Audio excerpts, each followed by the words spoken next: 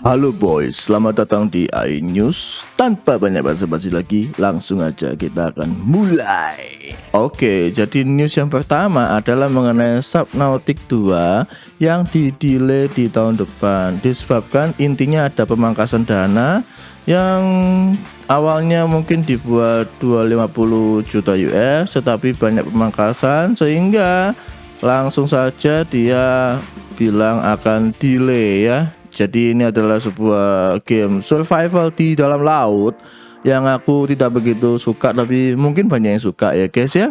Jadi gimana guys mengenai pendapat kalian ini, mengenai delay-delaynya ini? Apakah kalian suka atau nggak suka? Atau kalian main gamenya untuk Subnautica yang kedua nantinya? Next kita ada info mengenai, mungkin banyak kalian tahu juga ya, setengah tahun ini setidaknya itu banyak sekali game-game yang kelasnya mahal semacam AAA itu pasti dibabat dengan game-game yang ya indie atau AA seperti Expedition 33, kemudian ada Stellar Blade, kemudian ada Schedule One teman-teman, dan lain-lainnya pastinya. Jadi kayaknya sih kalau kita mengacu pada sebuah game ya, kita nggak bisa mengacu oh ini gamenya AAA ini pasti bagus. Bahkan ya kalau kita lihat sudah ada franchise yang lama tapi gagal. Contoh Final Fantasy 16 itu kan udah lama tapi gagal juga, flop, penjualannya kacau dan banyak yang nggak suka juga. Jadi gimana teman-teman? Apakah kita mesti stick dengan game-game yang mahal-mahal itu, apalagi menuju 1 juta ya sekali belinya, atau kita main game santai, game indie AA gitu ya guys ya. Ya, melanjutkan yang tadi seperti yang ku sebut ya, misalnya Final Fantasy. Nah ini developernya yaitu adalah Square Enix mengumumkan bahwa keuangannya kacau ya dibandingkan tahun lalu teman-teman. Jadi dalam segi finansial developer ini sudah tidak seperti sebelumnya. Ya kenapa ya, banyaknya persaingan, gamenya juga nggak optimal, nggak bagus. Habis itu kalau aku lihat juga kebanyakan dia kayak kombinasi atau janjian dengan PS ya. Kan biasanya kan dia PS Time eksklusif ya. Nah untuk zaman now kalau aku lihat udah nggak zaman lagi untuk menggunakan time eksklusif. Lebih baik memang game itu tidak diporting ke PC atau kemana gitu ya. Apalagi setelah itu ya dia mencoba untuk memporting ke Switch 2 juga kan game-gamenya dia. Jadi ya memang itu dilakukan soalnya emang ya keuangannya kacau guys. Emang tidak seperti kelihatannya. Memang Square Enix tidak baik-baik saja teman-teman. Jadi gimana teman-teman? Apakah ini emang Square Enix doang? Atau mungkin kelihatannya ya banyak yang kayak gini ya guys ya. Nah di sini kemudian ada info mengenai Mecha Break ya. Ini adalah sebuah game free to play yang intinya semacam game Gundam tapi pilotnya itu wanita ya, yang sangat disukai oleh banyak pemain.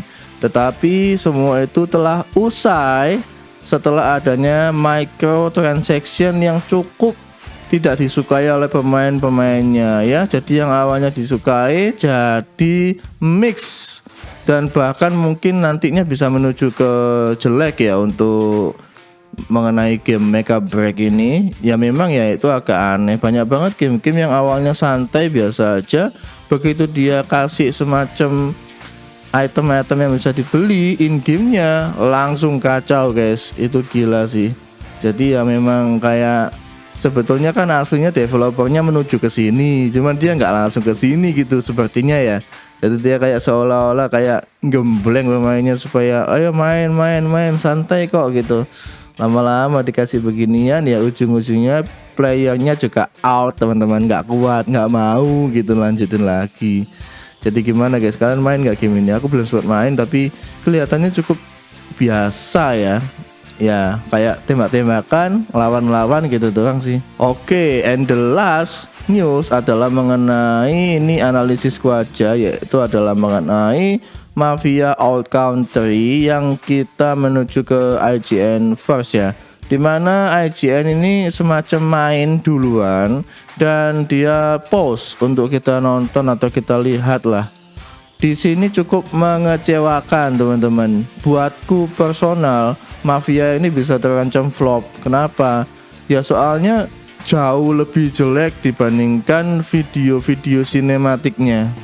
Oke lah, kadang-kadang kita bisa bilang, oh itu kan video sinematik, ini kan gameplay asli. Tapi kan nggak begitu anjlok guys. Apalagi model-modelan game zaman now kan, gimana ya ngomongnya ya, paling gampang gini, cutscene dan juga gameplay itu nyatu gitu. Jadi kita kadang-kadang nggak bisa bedain gitu, itu mana cutscene, mana gameplay gitu.